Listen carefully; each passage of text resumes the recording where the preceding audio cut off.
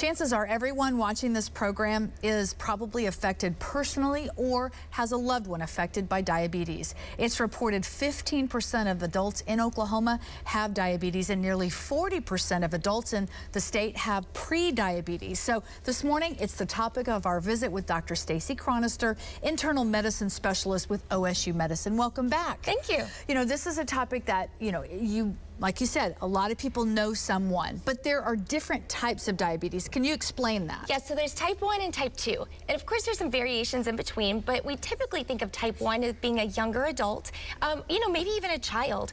And that is where the body has attacked the pancreas and that person no longer makes insulin. So they have to be on insulin right away.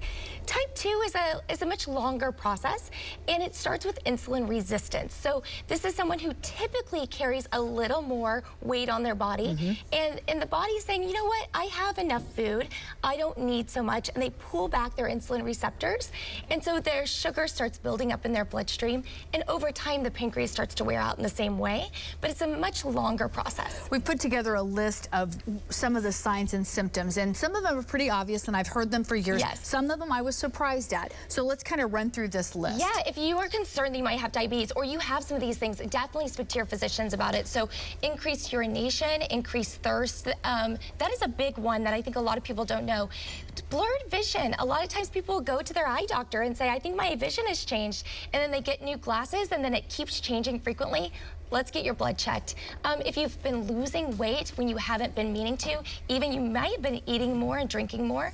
And then if you, of course, have the numbness, tingling, and then fatigue, kind of vague, but some of these are a little more specific. And then who do you go to talk to about this? Any provider should be able to diagnose you with diabetes. And it's just a simple blood test? It is a simple blood test. There's a couple different ones that they can do. Typically, they're looking at your sugar fasting, but they're also looking at something called a hemoglobin A1C, which gives us an average blood sugar over the last 3 months. So a lot of us have heard, if you don't have enough insulin, then you have to provide the insulin. So shots, injections. Yes.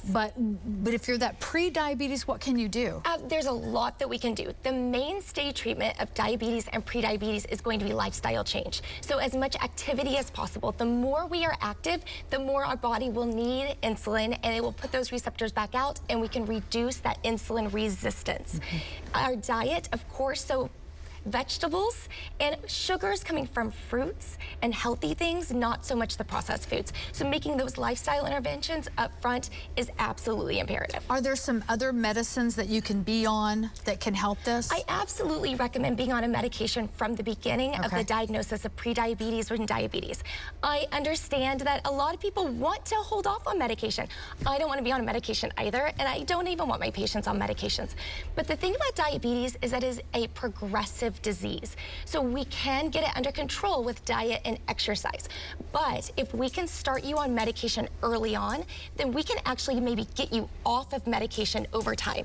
So that person who says, Doc, I really don't want to be on medications, I say, great. Well, now's actually the time to start them then, and let's treat this very aggressively. And let's let your body heal, so that way we aren't continuing this pattern of insulin resistance. The longer we let that go, the more your pancreas wears out, and the more likely that you're going to be on insulin the rest of your life. Is it more common among men or women?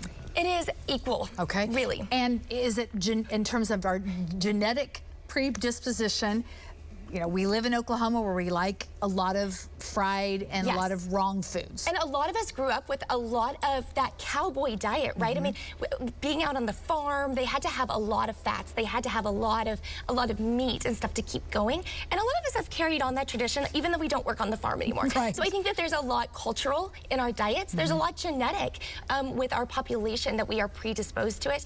And then we don't really have a ton of exercise. I mean, a lot of us drive cars. We don't walk to work every day.